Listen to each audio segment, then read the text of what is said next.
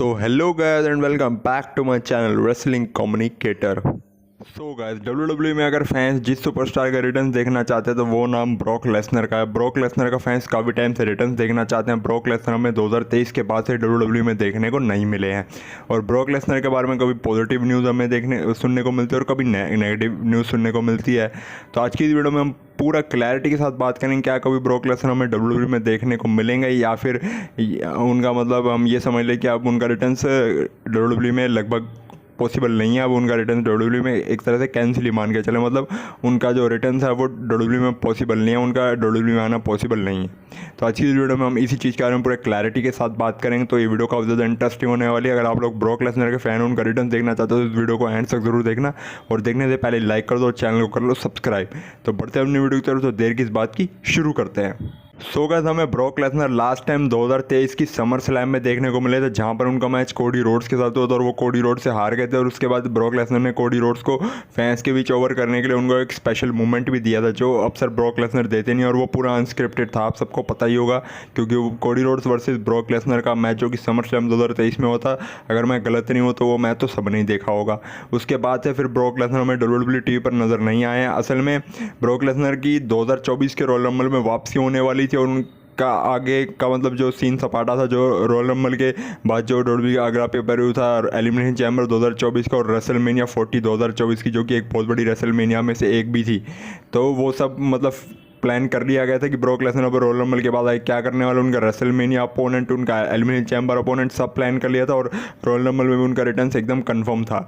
लेकिन फिर 2024 में कुछ ऐसा हुआ, WWE के एक एम्प्लॉय थे जिनका नाम जनरल ग्रांट है, उन्होंने विंस मैकमैन के ऊपर कुछ केस किए थे कि विंस मैकमैन ने उनके साथ कुछ गलत हरकतें करी थी और विंस मैकमैन ने उनको पैसे दिए थे चुप रहने के लिए, और मतलब जिसको हम सेक्सुअल डिसकंटिन्यू भी कह सकते हैं या फिर हंस मनी ऐसे करके भी कुछ मान सकते हैं।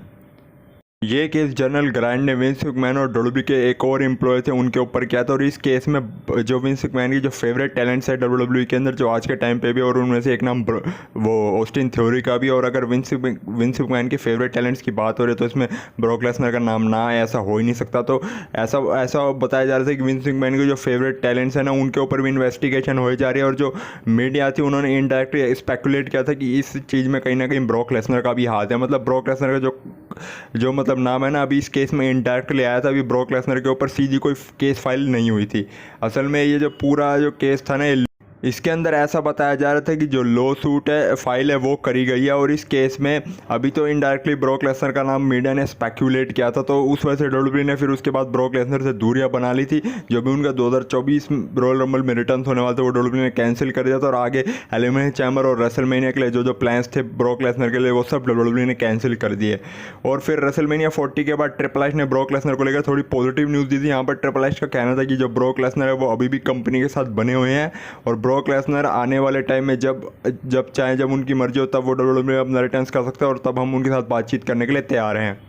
तो फिर इस न्यूज़ को सुनने के बाद जो ट्रिपल एच ने एक पॉजिटिव न्यूज़ दी थी ब्रॉक लेसनर के बारे में, तो इस न्यूज़ को सुनने के बाद कुछ फैंस के दिल को राहत मिली थी। लेकिन आगे की बात तो खैर बाद में करेंगे। जब ट्रिपल एच ने ये न्यूज़ दी थी ब्रॉक लेसनर के बारे में तब फैंस का फिर से एक्सपेक्टेड था कि जो ब्रॉक लेसनर है वो हमें 2025 के रॉयल रंबल में वो अपना फाइनल रिटर्न करते हुए नजर आएंगे, क्योंकि अब फैंस यहाँ में सोचने लग गए थे कि ब्रॉक लेसनर और WWE का यहाँ पे कोई भी पंगा नहीं है, और ब्रॉक लेसनर पूरी तरह से अब सेफ हो चुके हैं WWE के लिए। मतलब अब WWE ब्रॉक लेसनर को किसी भी प्रॉब्लम के बजाय, मतलब ऐसी कोई भी प्रॉब्लम नहीं है कि जिससे WWE अब ब्रॉक लेसनर रिटर्न ना करवाए। अब WWE ब्रॉक लेसनर रिटर्न 110% करवाने वाले WWE में। तो फैंस एक्सपेक्ट कर रहे थे कि 2025 के रॉयल रंबल में हमें फाइनली वो अपना रिटर्न करते हुए नजर आएंगे। लेकिन 2025 के रॉयल रंबल से एक दिन पहले यहाँ पर जनरल ग्रांट का जो लॉ सूट वाला जो केस था ना, जो उन्होंने लॉ सूट फाइलें करवाई थी वो विंस मैकमैन के ऊपर और जो WWE का एक एम्प्लॉय था उसके ऊपर, उस केस का एक बार फिर से जिक्र हुआ जनवरी 2025 में, ठीक रॉयल रंबल से एक दिन पहले, और उसमें ऑफिशियली तौर पे ब्रॉक लेसनर का नाम मेंशन था। मतलब कि ब्रॉक लेसनर का भी विंस मैकमैन के उस केस में लेना देना है। और यह बताया जा रहा था कि जब विंस मैकमैन ने जनरल ग्रांट के साथ ऐसे कुछ गलत हरकतें करी थी तो ब्रॉक लेसनर ने विंस मैकमैन को उन सब कामों के लिए सपोर्ट किया था। तो फिर इस चीज़ के बाद से जो WWE उन्होंने ब्रॉक लेसनर से काफ़ी ज़्यादा दूरियां बना ली, और 2K24 जो गेम आई थी WWE की उससे भी ब्रॉक लेसनर का नाम रिमूव कर दिया गया। और जो फैंस ये सोच रहे थे कि रॉयल रंबल 2025 में फाइनली ब्रॉक लेसनर का रिटर्न होगा, उन फैंस को भी एक डिसअपॉइंटमेंट हाथ लगी। सो गाइस इन सारी चीज़ों के बाद तो ब्रॉक लेसनर का जो WWE में रिटर्न है वो ना के बराबर है, लेकिन फिर भी हम एक पॉजिटिव उम्मीद लेके चल सकते हैं। और इस वीडियो को मैं बहुत जल्द पार्ट 2 बनाऊंगा, तो इस वीडियो को ज़्यादा से ज़्यादा शेयर कर देना और बाकी कमेंट में बताना कि अगर मेरे से कोई गलती हुई हो तो मैं उस गलती को इम्प्रूव कर दूंगा पार्ट 2 में। बाकी अगर आप लोग ये वीडियो अच्छी लगी हो तो लाइक ज़रूर करना, मतलब अगर आपको ये इन्फॉर्मेशन अच्छी लगी हो जो मैंने दी है इस वीडियो में और वीडियो भी अच्छी लगी हो तो लाइक ज़रूर करना। बाकी चैनल पर नहीं हो तो सब्सक्राइब करके बेल आइकन कॉल पर प्रेस कर लो, क्योंकि इस चैनल पर ऐसी WWE से रिलेटेड वीडियोस आती रहती है। तो अगर आपको ऐसी वीडियोस देखना है, इंटरेस्ट है, तो इस चैनल को जरूर सब्सक्राइब करके बेल आइकन कॉल पे प्रेस कर लेना। तो मिलता हूँ आपसे अपनी नेक्स्ट वीडियो में, तब तक के लिए bye bye and take care.